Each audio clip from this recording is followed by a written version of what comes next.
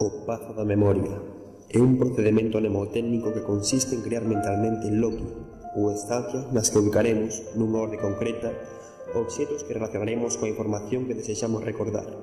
Neste caso, trátase de decimais do número pi.